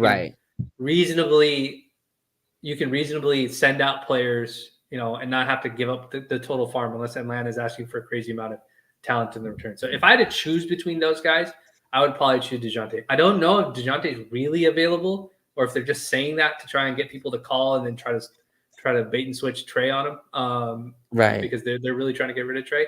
But I think DeJounte. They're both clutch. I think you get Braun's stamp of approval, Rich's stamp of approval for it. And I think if you wanted that whatever you thought you were going to get out of the Russ, LeBron, AD experiment, I think you'll actually get that out of the DeJounte. If you trade for him, the DeJounte, LeBron, AD experiment, because his salary is going to be at a level where you can actually put real role players and stuff like that around him. So if it costs less than Garland, they should be revisited. He should actually be higher up. Right. That's right. The only part I have a struggle with is what the Hawks gave up for DeJounte. Right. I think they gave up 3 first round picks for him to San Antonio. So I'd expect they want maybe something similar to return. But yeah, if you can live with the 2 first and whatever salary ballast, and you keep Austin Reeves, it allows you to build your team out. DeJounte also, under 30 years old as well. I think that's a big factor as well. Still a young guy. And again, that's just not to be cynical, but that's also a, excuse me, that's a tradable contract still, like $30 million per year, especially in this new CBA that's going up in terms of the contract. So yeah, I think that's probably the best kind of answer here. He's like he's not a star, but he's that lower tier Vinay, like under it, right? Just a guy who can absolutely get his own shot. And I think that fills that need. And again, still has that defensive kind of ceiling there that maybe LeBron can unlock. He's spoken about the relationship with LeBron that he has.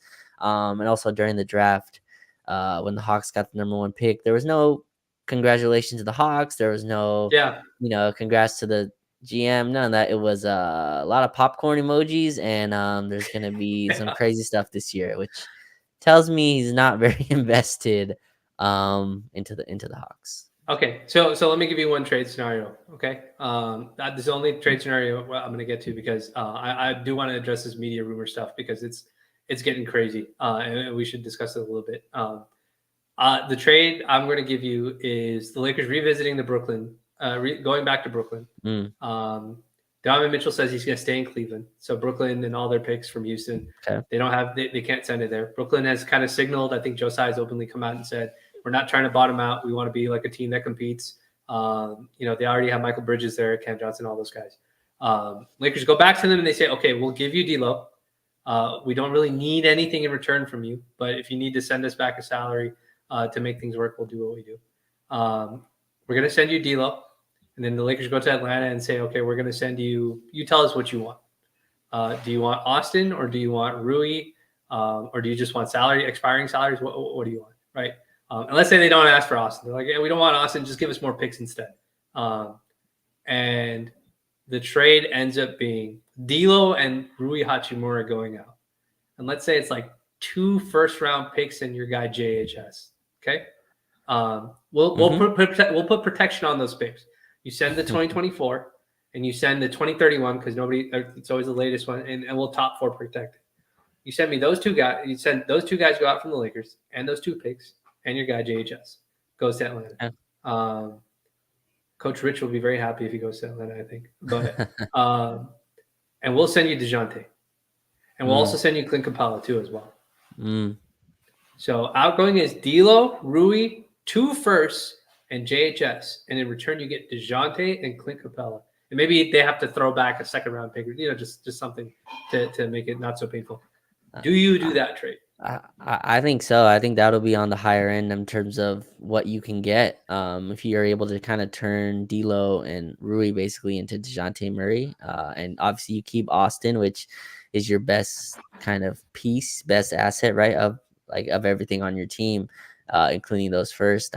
I think I would do that. I don't know if you'd have to send the extra. I don't even think you'd have to send JHS in that. I think 2 first probably. I thought you were gonna say the first, but you're trying to keep JHS. No, you're right. You're right. You probably don't.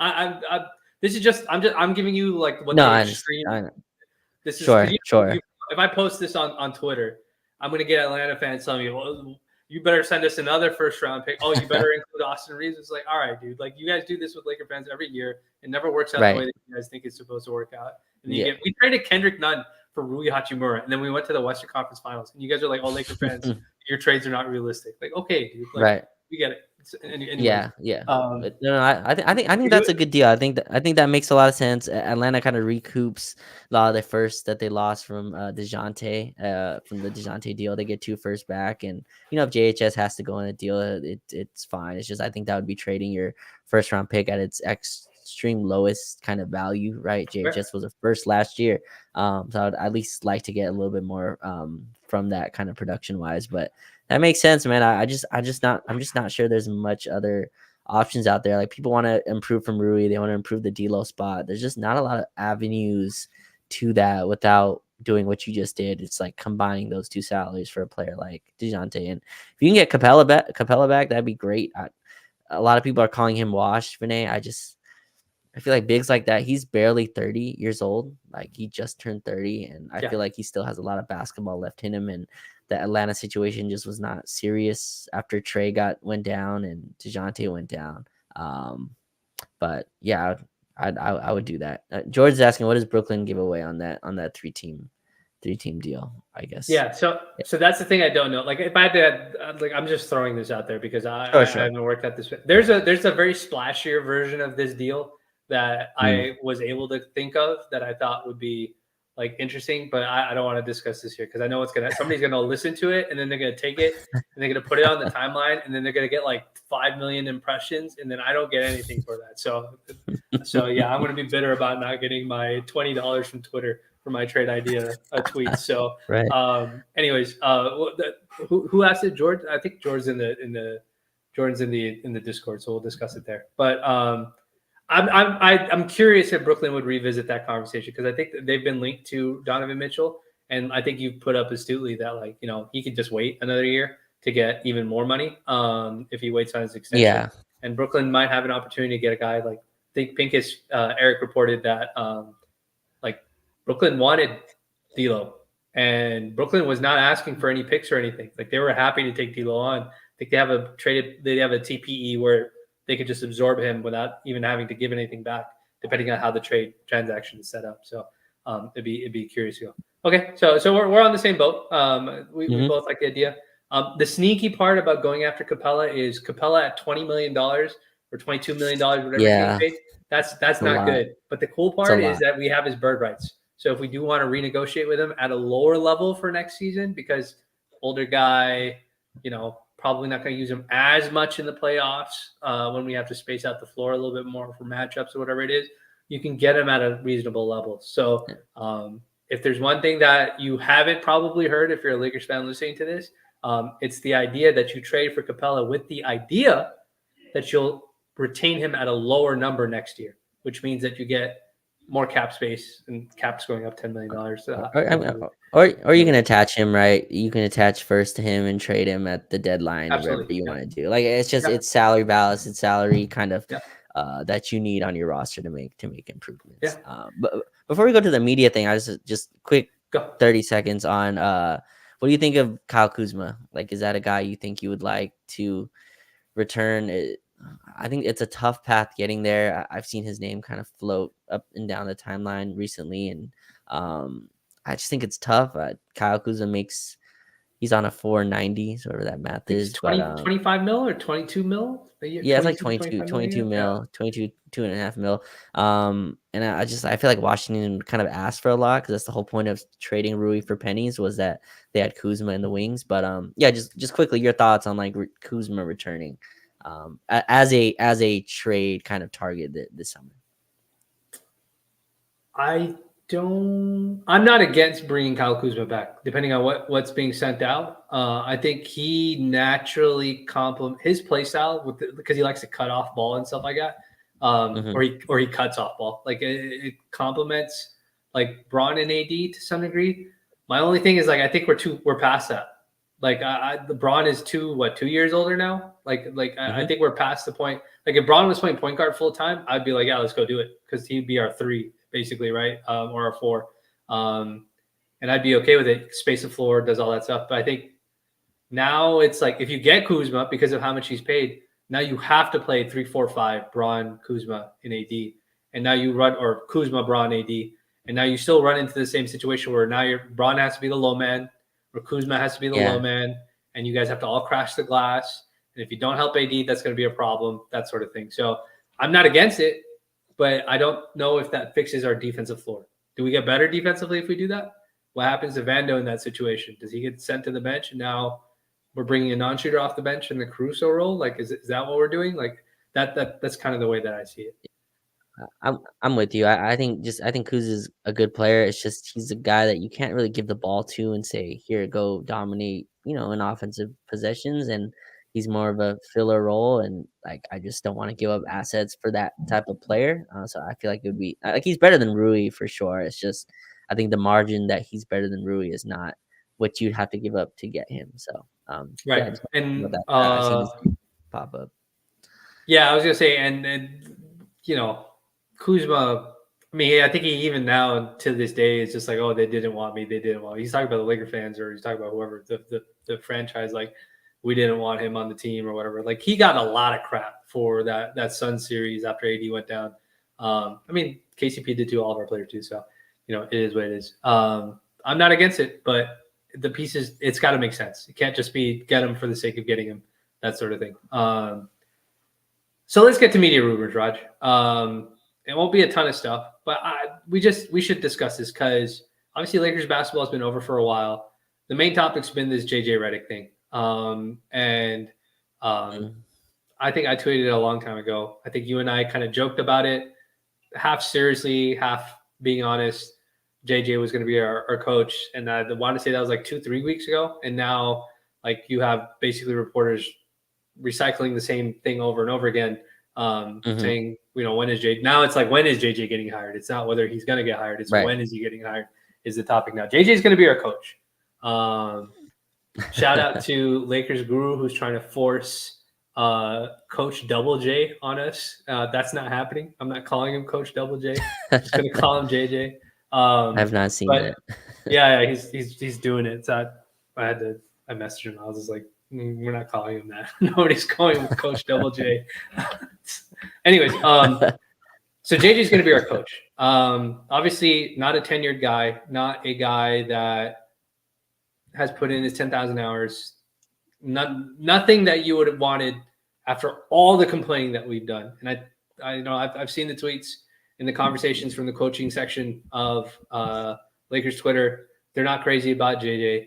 But there is like that silver lining of if you get the right assistant coaches behind them, maybe it makes more sense, that sort of thing, which is fine. I have been a big proponent that I don't think the head coach matters as much to this team with these two superstars specifically, as much as it would like a team that has like, Tyrese Halliburton on it, or a lot of young guys on it. I think a really good head coach matters for a team, an X's and O's guy matters for a team like that. For a team that has one of the highest IQ players or the highest IQ player of all time, and a guy who's just a flat out incredible player when he's locked in AD, I don't think they need it. So I'm not neither here nor there with JJ.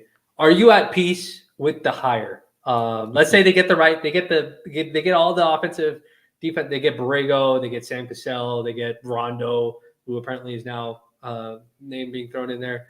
Greg St. John might come back from Dallas. Dudley may come back from Dallas. I don't think they will. I'm sure Cuban wants to keep him, especially if they win. Are you at peace with the JJ hire? Where are you at? I've been at peace for a while. Like most people, I think want the official news, and I've kind of just. But I don't think I've ever, and maybe I just don't follow it like this, and maybe we're just in a new era. But I don't ever remember a coach's assistants league before the coach is hired. Has that ever happened in history? I just don't remember that ever happening. Where a coach who has not been hired yet has his like staff of assistants already leak before the coach is actually hired. Yeah. It's an amazing situation that we're in, obviously. And then it's not connected, but Mike Brown's like money negotiations leaked, which again, a very strange situation where a coach's negotiation on a contract, which should be between very few amount of people, contract stipulations are leaking to the media, or just maybe in a new era. But no, I'm at peace with it. Like I don't think JJ is the perfect coach. I think first year coaches need some grace, and like we'll see if JJ is awarded that. It's just I think that's a job that there's just no. It's kind of like anyone who's played 5-on-5 will tell you, like there's no amount of practice or cardio or solo shooting you could do that prepares you for getting into a 5-on-5, even if it's at a pickup or if it's NBA basketball, whatever it is.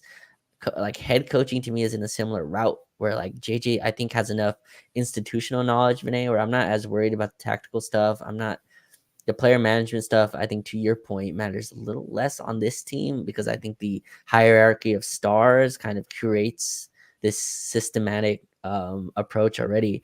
But I think all the other stuff to me is stuff you learn on the fly. But I mean, the other candidates don't excite me as much. James Borrego has head coaching experience, 2 years in Charlotte. I don't take much from that. Kenny Atkinson is a guy that I think is rumored for the Cleveland job. Again, another guy who's fine. I think very high floor type of coach, but again, doesn't jump me out of my seat either.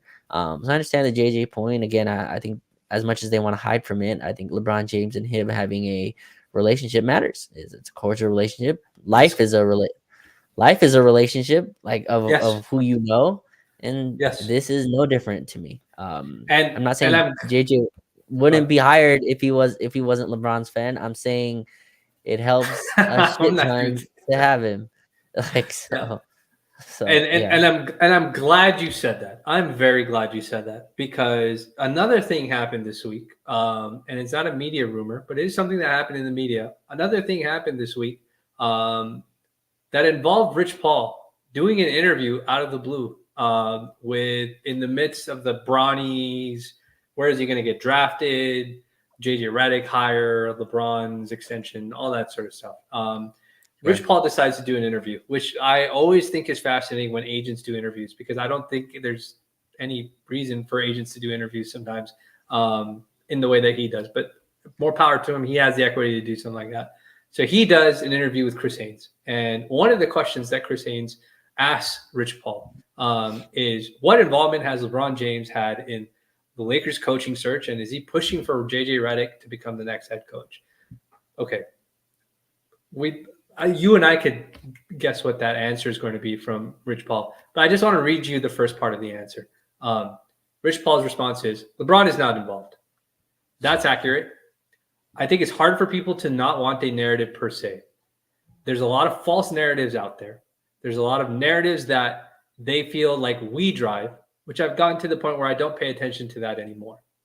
I think the people that know, if I have something to say, I'll say it directly. Okay, so I understand what he's saying, but at the same time, like, you can't assume that everything that we see in the fact that he has a great relationship, a great basketball relationship with JJ Redick, that he doesn't have any say or he doesn't have any sort of involved. I'm not saying he's vetting JJ Redick. Nobody's Sure. saying that. That is purely Rob Pelinka, Jeannie Buss. That's purely their decision. If JJ Redick gets hired, it is the Lakers front office, Lakers franchises. It's their decision to do it, right? Same way it's their decision to fire a trigger on a Russ trade or a DeJounte trade or whatever trade that they end up doing. They have the final say. LeBron doesn't do that. Okay, I think that's a fair thing to say. But there's this thing that I think it doesn't bother me, but it's just like, I wish we would just move past this. I wish we could just say, hey, these two guys like each other. One guy, they sound, the other guy sounds really smart when he's talking about X's and O's. Something is resonating with our star player, and we're considering him as a coach. And I don't think there's anything wrong with that. And I think there's, like, we talked about it before, there's this tug of war of who's going to get the blame if everything falls apart. Because if JJ's not a good coach or the Lakers have a bad run for whatever, is LeBron going to get blamed for JJ being hired, or is the Lakers? No, the Lakers franchise gets blamed for everything. That's how it works. You are the front office. You have to be better than even the star player and decide what's best for your team. And if JJ is what's best for your team because he has a great relationship with your best, with your star player, who, mind you, is about to sign an extension for a few more years to play with us, then that's an important thing. And I don't think there's anything wrong with that, Raj. But it really bothers me that everybody's trying to, like, get away from it. Like, they're trying to separate the parties involved from it. And I don't understand why that's happening. Tell me why that's happening. Why are people doing that? Well, for one, I think also the public perception, and I think it's been very clear that LeBron wants to wash his hands, of course, of the Russ deal, and I think that's one of them, and I think that's one of the kind of separations of him and the franchise. But number two, I think Rich Paul obviously doing his job. I think it's just not a good public perception if LeBron doing a podcast with JJ Redick catapults him to a head coaching job, right? I think that's not a good look. I also think, like, this isn't, like, unique. Like, if you go give Rick Carlisle some truth serum in a legal way, right, and you tell him, why were you fired from Dallas Mavericks? Yeah. His two words pretty soon coming out are going to be Luka Doncic. Like, that's going to be a word that comes out very quickly. Yeah. And again, like, and Luka doesn't have these type of conversations because he's just hasn't been the face of the league in that way. But yeah, and if you think if Luka wasn't asked about Jason Kidd before his hiring, you'd be a fool if you don't think Kawhi got to speak about Ty Lue. You don't think Kawhi and Ty Lue had some type of relationship before Ty Lue got the Clipper job. Kawhi wanted Doc Rivers as well, or no, Doc Rivers was there already. But I think he said that Doc Rivers was a guy he wanted to play for, I believe, when he went to the Clippers. This is just a normal thing that happens around the league where star players not only get a vote in the coach, Vinay, they get a vote in almost anything that happens with the organization, which makes sense. They're one of the highest paid people in the organization. They make more than than the guy that they are subordinate to. It's a unique relationship in terms of they make more money than the guy than the coach that's telling them what to do. So yeah, like I think that's kind of why. But I'm with you. I wish everyone would be like, all right, Rich Paul's doing his job just like he did his job with Bronny. Like, Rich Paul's doing his job. He's saying, look, my client or my friend LeBron is not involved in the search, which if you go watch Mind the Game, LeBron and JJ are very coy about it. And they joke about it, they make references to it, they don't shy away from it in a video on video sense. It's just, publicly they have to kind of say these things. And I think also the Lakers don't want it out that, yeah, we went and got this guy because of he's LeBron James' friend, right? They want it out because this is the most qualified person to do this job, when we know that's not how this works. It's just not how this works. If it was that way, then Sam Cassell would be the head coach, right? Like there's a level of qualifications. Sam Cassell has been assistant for 20 years, never got a head coaching job. So Yeah. obviously the head coaching job is not a one of just full merits, right? There's a lot of situations why this happens. So I think that's why. I think that's why you're getting this, but I think both of us, I think, are on the side of LeBron is involved, and he should be. He's the guy that's going to be the main player next year. Anthony Davis, I would hope, have some involvement. Doesn't feel like he has much, but I would hope Anthony Davis has some involvement in these type of decisions and stuff like that. Yeah. But yeah, I'm fine with LeBron being involved, and I understand, I guess, why he wants to back away from it. But here we are. He's going to get his guy, and we'll see how it works. Yeah. So it all looks like it's going to be JJ. Mhm. And so the media rumor part of it is like the people are still talking about it like as if it's up in the air. I don't think it's up in the air. I think the Lakers are going to go with the guy that can get buy-in, can get buy-in with the star players. I think AD is involved to some degree, maybe not as much of a degree. With this whole process too as well, maybe equal degree. Him and Bron may both be having conversations to figure out how Sure. everything's going to work. So I'd be very curious to see how it works out. But it's just for me, it's strange. It's just like look, you and I are fans. Us doing a podcast is not going to stop them from hiring JJ or encourage them to hire JJ even more. So for me, it's like I can only control what I can control. And if the good part of this is that we get maybe a more engaged LeBron or a guy that can keep Braun accountable, like, hey, you got to box out. We can't let Harrison Barnes just be taking wide open threes all the time. Stuff like that, small things like that, like, or AD, where are you at? Like, it's the second half. You're not even calling for the ball. What's going on here? Like, we're trying to get it to you, and you're not rim running. You're not crashing the glass. Blah blah blah. Whatever it is. If a player can do that and put us in position, or a better coach can do that to get that out of him, whatever. That's what it is. And like I said, I think the Is JJ head that coach. guy though? Like, is it like all that stuff you just said right So there? okay, I, do you think he's an X's and O's? We have no evidence of this. We other than the podcast. I don't think. Okay, I'll be very honest with you. I don't. I've mentioned this to the folks in the Discord. I don't think the head coach position. I don't think for this Lakers team the head coach position matters the way that people think it matters for other teams. I'm and my evidence to this is I have seen our players just get the ball and say, "Get out of my way. I'm going to go do what I want to go do." And they're great at it. And when they're great at it, we win games. That's simple. We just watched Dallas do that to Minnesota for 5 games in a row, basically, and they're in the finals. I think that's just how it is. I don't think the head coach matters a lot. It matters for like role players, for calling timeouts sure. on time, going in front of the Athletic and the LA Times and answering the questions properly and not saying stuff they can turn around and flip and make you look like a complete idiot the next day. Like I think JJ's going to be great at all that stuff. I think he's got all the media experience that we need so that we get a really smart guy in front of the mic.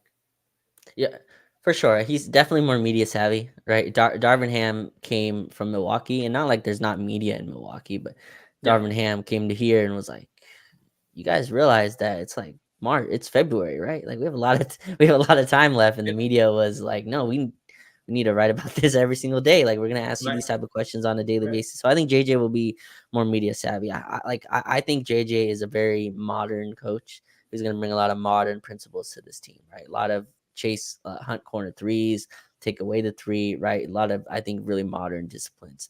I think the accountability stuff, like that's not what I see, and I think JJ sees himself more as a peer with LeBron and AD than a guy, right? That's going to be very commanding and we just went through the commanding coach, right? Darvin Ham was sold, Vinay, as the tough leader, right? Very Byron Scottish, right? Like not not exactly Byron Scott, but kind of the like no nonsense coach, right? And that's what he was sold as.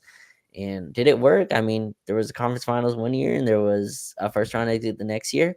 But yeah, like I think JJ is going to be great at all that stuff. I think it's the player management. It's the this player hasn't played in 4 games, but I need him invested in June.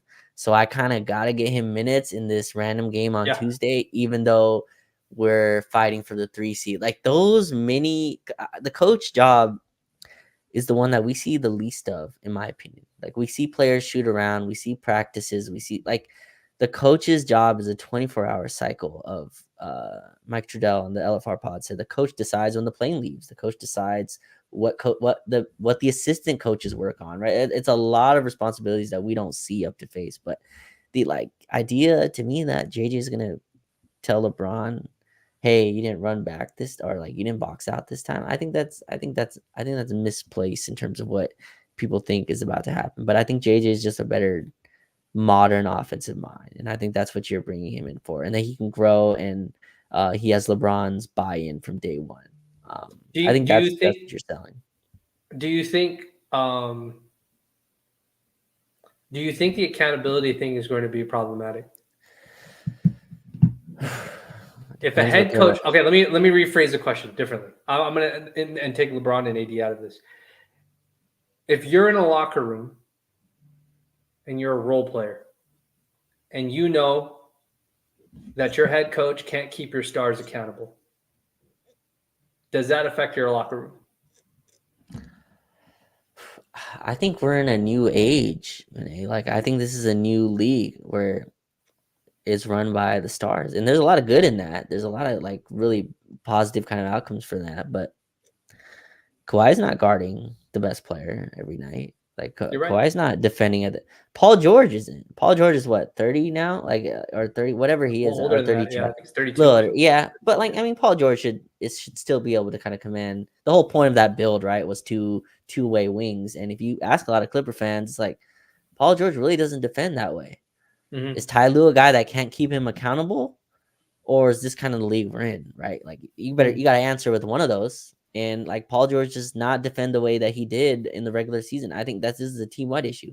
Luka does not play defense in the regular season. He does not, and that's being parroted, Vinay, as a good thing in the playoffs. Like, oh look at Luka, he's defending now. Luka's 25. Like, Yeah. I can't expect two-way play out of him all year. But look, again, it's not to attack the other stars in the league. It's just like I think this is just where you're at in terms of how the league is kind of operating. There's a few stars that still do right. Jason Tatum, I think, is a guy that defends pretty much all year. But the accountability thing, I think the coach and the players, it's more of a like a relationship, and it's a team effort kind of thing. And instead of like this isn't Greg Popovich, this isn't Eric Spoelstra. Those guys weren't on the market. And which is why I think just a coach that was very like straightforward did not work here. So we'll see how JJ goes, but I don't think it'll be an issue. I agree with you though. The coach is more towards the role player guys and keeping those guys engaged and putting those guys in the right positions, because the stars are going to kind of do what they want to do. So I think, I mean, again, like it's hard to compare him to Darvin because we don't get like a podcast form of Darvin to be able to compare him against. Right. And JJ doesn't have a track record as assistant coach where we could hold that against him or hold that for him versus Darvin too, in an assistant coach role. But like, at least from what we do know, and Rod, I'm telling you, if this crashes and burns, bro, that podcast is going to be a hell of a marketing thing because even I'm convinced that like he had his attention to detail is very, very high, but that's very easy to do when you know what the scripted topic is going to be on a podcast. Like game to game, it's not as easy to do. The rigors of having to do that. I mean, he's been a player, so he knows the rigors of like what that looks like too.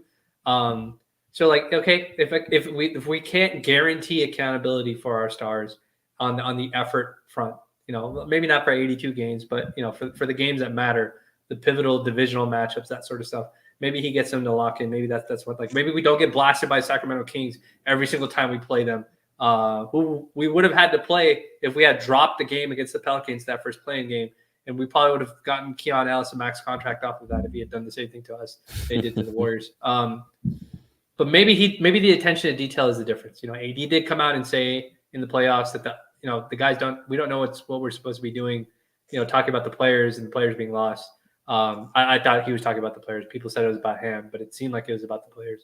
Maybe JJ is better at corralling that. I think common sense lineup stuff. Hey, the data doesn't make sense to do this. Hey, why are we playing Taurean Prince on power wings defensively? Mm-hmm. The guy can't guard him. Like we shouldn't be doing that. I think stuff like that will hopefully be corrected. I don't think the player politics are going to go away. I think JJ might have guys that he prefers to play over other guys. Might not necessarily be a meritocracy at all times. That's a normal thing for coaches.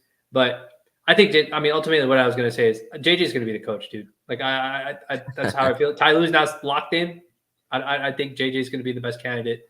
And I think I'm hoping that of all the roles that he plays, obviously the basketball stuff, but the stuff outside the basketball stuff, I really hope he crushes it on the media front, because it is hard to go up post games after a loss and get some questions from media folks, which you like, and then answer them, and then watch those same quotes be flipped on the front page of ESPN, like get twisted into something else by the folks. And media folks are doing their jobs, but that's a tough thing to deal with. And I think Ham did not navigate that very well, and he was not ready for it. He told Lakers, I think that quote that came out, I don't know why fans live and die by every game or whatever it was.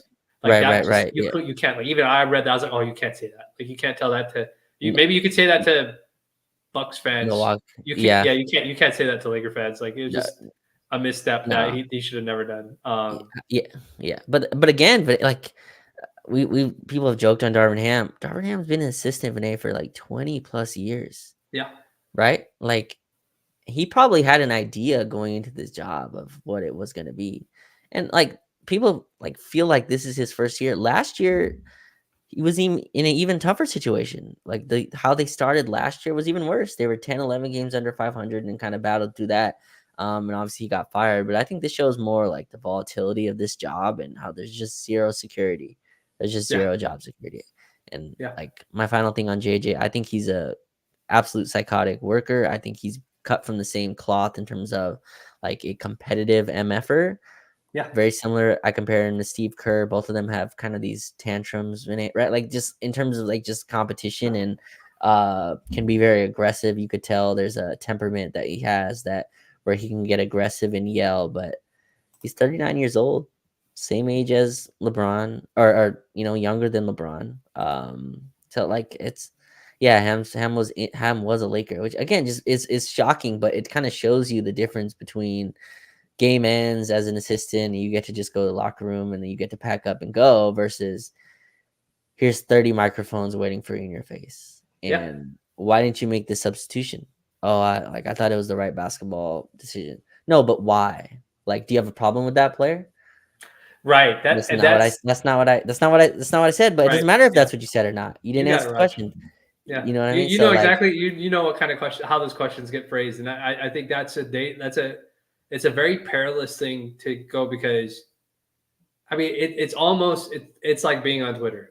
Like, you and I like to talk basketball on Twitter. Obviously, sometimes I'll start trolling Braun fans and they get mad at me. But like, for the most part, we just want to talk basketball.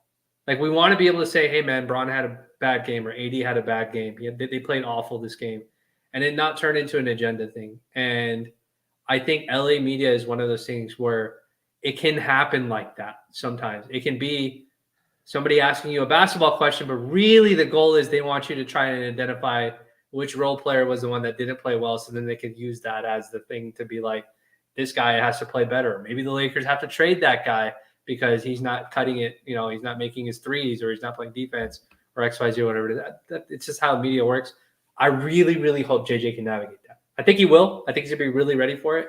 You can see he gets upset at ESPN when he does the First Take show, and they start going crazy. He'd be like, look, dude, what are you guys talking about? This doesn't have anything to do with basketball, that sort of thing.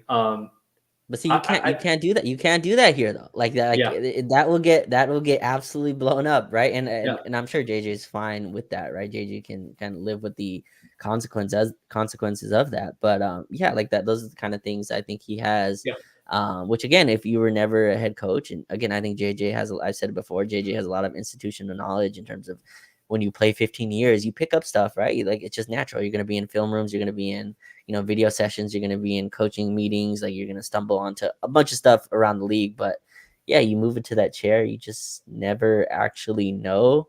And that's the part I keep going with. I think JJ is going to be a good coach. I think he has a great basketball mind.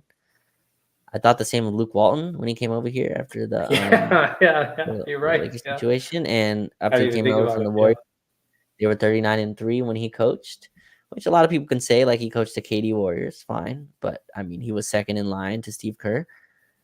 That didn't work out, right? Frank Vogel won a title here. 2 seasons later, he's fired. It's tough to know. It's a tough job to kind of navigate. But yeah, it yeah. seems like AJ will be our next coach.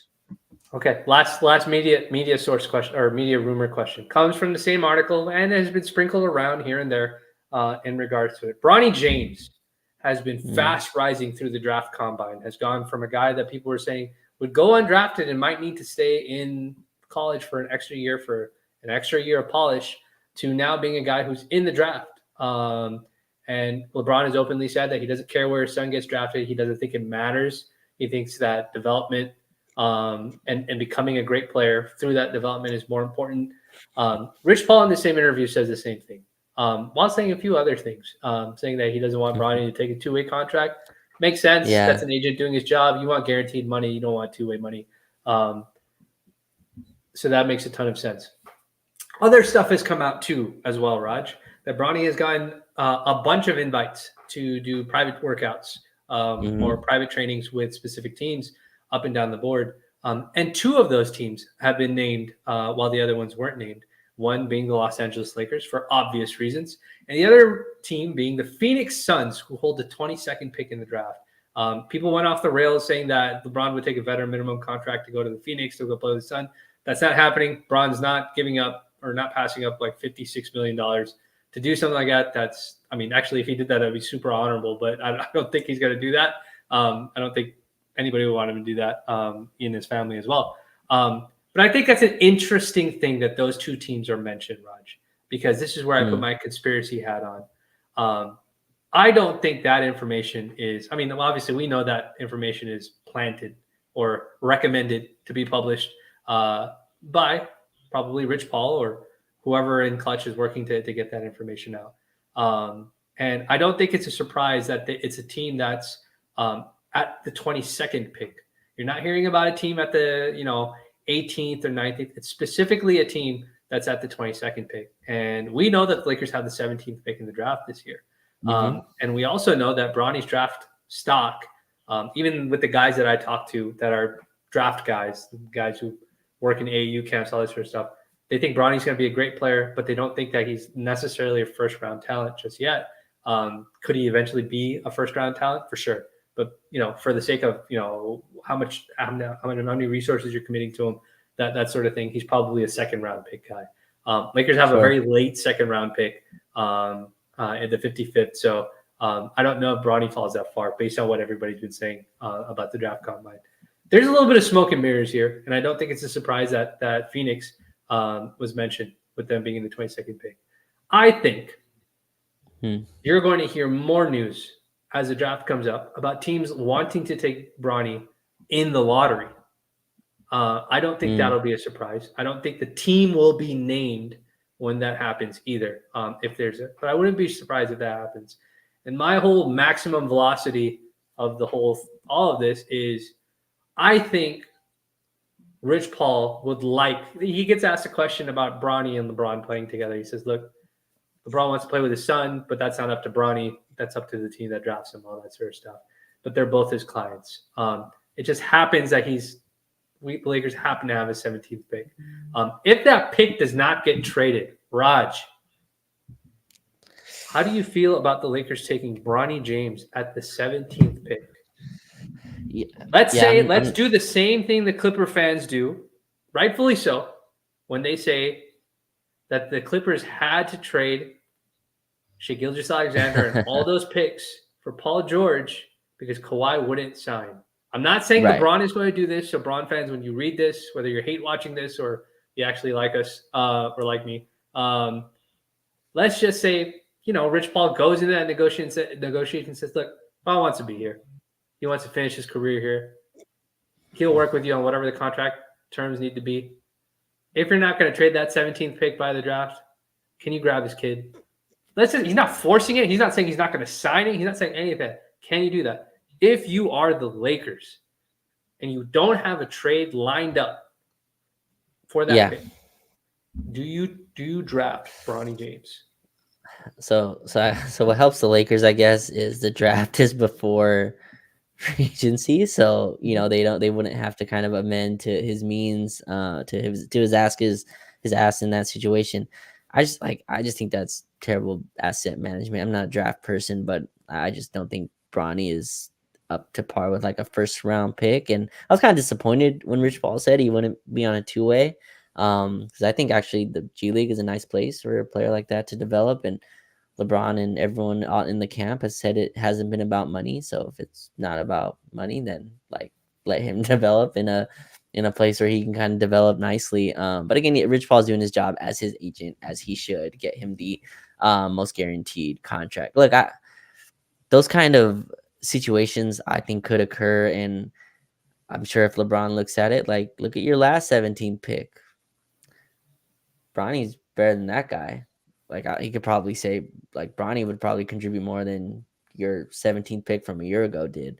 Like you drafted Jalen Hood-Schifino. I think my son is like, there's conversations like that could happen. So hopefully this is more of like in conversation stuff instead of if it comes to the point where he wouldn't sign. I think that's a just terrible relationship anyway to have with a star. I like the star that you're about to give whatever multiple years to. So I just don't think Ronnie's going in the first round as much as the Phoenix stuff that's come out. I think it's fascinating, Vinay, that he's not doing all the workouts. I find that extremely interesting that like he's not going through the workout processes. It's just Phoenix and LA, which again, there's proximity to home, but it's kind of these different messages, right? It's we just want him to be any old kid, and then it's well, not really. Like we actually want to like control this whole process. And like I'm fine with either way you go about it, but like the messaging is kind of off because I'm sure the other teams are like, we'd be interested in Bronny if he worked out for us, if we saw him, we got to look at his how he plays. But cutting out to Phoenix and LA is interesting. Lakers also have the 55th pick. I can 100% see them taking Bronny at 55. 100%. That I can see guaranteed, in my opinion. I could take it one step further, Raj, and say with confidence that the Lakers have already told LeBron that if Bronny's going to end up falling that far, they'll make sure that they draft him before he goes undrafted. I think the Lakers would prefer that he goes at the 55th pick so that they can move that shop that 17th pick around to see if they can get a player improvement. But I think that's already kind of been like they've already told LeBron, like, look, if he drops that far, then we'll grab him. Don't worry about it. Like we're not going to let him go undrafted. But the question is, that's also a really late pick. Maybe LeBron doesn't care. Maybe Rich Paul doesn't care where they, where in the draft that they land. Just that he lands on the right team. I think as a Laker fan, I'm with you. Like asset wise, I'd like them to, if you got to bring him on board, do it with the 55th pick. Or if you don't like the guy that you have at the 17th pick, trade down. Go get a late first rounder, get a high second rounder, get 2 high second rounder, like whatever it is. If there's a team that wants to come up, do something to kind of change the position. Because, there's salary attached to that 17th pick too as well. Like when we do the salary cap, we have to accommodate for that 17th pick salary, which could be used on a free agent, a better minimum player that might be impactful to some degree or whatever it is. So, Raj, though, that's kind of the last media rumor that I could think of that I really want to discuss. I think the coaching things have been the big thing. Then the players that we're going to target has been the big thing. But this Bronny thing's not going to go away. Like it's going to be until the Lakers trade that 17th pick, it's going to be a conversation point until it gets there. And I will say one thing. I don't think it's fair. Like I get it. He has the same name as his dad. There's a ton of SEO value in talking about Bronny James. So I understand it's a Caitlin Clark thing. She's a phenomenal player, but people are now doing the SEO thing with her name where they're just like sprinkling it into everything. And she's just trying to play Sure. basketball, and now they're turning it into something that doesn't need to be. I think they're doing that with Bronny, and I don't think it's fair to him. You know, it sucks. I mean, I don't want to say it sucks that your dad's LeBron, but you know, that's kind of the trade-off that happens when your dad's arguably the GOAT of basketball. So Right. it is what it is. But I think we'll get some more news on it. But I'm settled in, bro. JJ's going to be, in my mind, JJ is our coach. I need the assistant coaches to be locked in. I need an offensive coach that can figure out two bigs, can find a way to make that work if that's the direction they go in. Defensive coaches, I like the Rondo thing. I like the Dudley. I don't think Dudley's going to come, but I'd like Rondo has some legal issues he has to square away before they hire him, because I know the Lakers won't hire a guy that has outstanding legal issues before it's resolved. That stuff has to get resolved, but we'll see what happens. We'll see what happens with the draft. We'll see all that sort of stuff, and the finals are almost here. Give me your last take, Raj. Go for it. Yeah. No, the finals are almost here. Like, it's crazy because it's just unprecedented where JJ has so much not written, but so much spoken content before he gets hired. You know, like it's a ton of audio. I started listening to the Old Man in 3-4 years ago, and this is while he was playing. So, just like it's just unprecedented amount of just video that's on, or like audio that's online of a coach. So it's gonna be a little strange, but yeah, I'm Can with I bring you. up one underrated thing? Not to interrupt you. One underrated thing. The fact that he's able to get so many players to come on that podcast and talk about legit basketball with him kind of bodes well in terms of recruiting players to the Lakers too as well. We talked about Darvin Ham getting Christian Wood and those guys on the team. If JJ has great relationships with players and those players can trust him that, like, look, if I come join the Lakers, you're not going to throw me under the bus every time I have a bad game, blah, blah, blah, all that sort of stuff. That's good. That's a good thing for the Lakers. He's played with more players that are in the league than any coach that's active right now, right? Like that, like, so he's only retired 3-4 years ago.